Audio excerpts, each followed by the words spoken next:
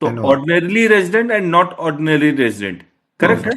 Perfect. अब ये जो रेजिडेंशियल स्टेटस है किस सेक्शन में डिटरमाइन होता है? 6. सेक्शन 6 में। 2025 में भी 4, 5, 6 सेम है, कहीं कोई चेंज नहीं। Okay. अब सेक्शन 5 ये कहता है स्कोप ऑफ टोटल इनकम। अब ये जो स्कोप ऑफ टोटल इनकम है ये कहता है कि अगर आप रेजिडेंशियल स्टेटस आपका रेजिडेंट है तो foreign income will be taxable in India, correct है? अब देखिए मैं क्या करता हूं, रेजिडेंशियल स्टेटस पे एक बार फोकस करता हूं। रेजिडेंशियल स्टेटस कितने तरह के? Resident and non resident. मैं रेजिडेंट को फर्दर डिवाइड नहीं कर रहा हूं total scope of total income को समझाने के लिए। जब हम लोग इसके अंदर जाके पढ़ना शुरू करेंगे तब देखेंगे Indian income, foreign income, non resident भी इंडियन इनकम और फॉरेन इनकम कमा रहा होगा, करेक्ट है?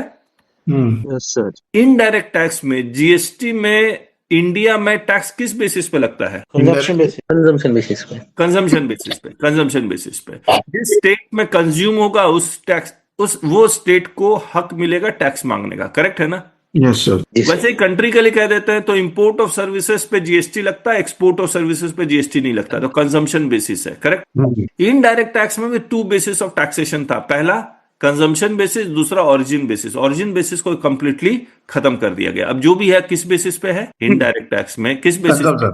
कंजम्पशन। कुछ प्रोडक्ट्स ऐसे हैं जहां पर एक्सपोर्ट के ऊपर भी वो ड्यूटी लगा सकते हैं, तो वो क्या हो जाएगा? अगर एक्सपोर्ट के ऊपर भी ड्यूटी लगता है तो कौन सा बेसिस ऑफ टैक्सेशन हो गया? ओरिजिन बेसिस हो गया, करेक्ट है?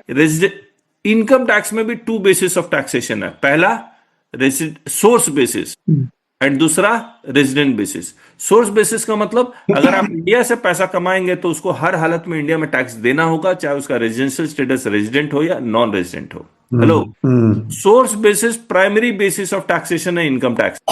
अब तो आपको ये जानना बहुत जरूरी है क्योंकि आज पिछले 5 साल से you can easily bye foreign company shares listed in New York stock exchange और कहीं भी आए ना। Yes.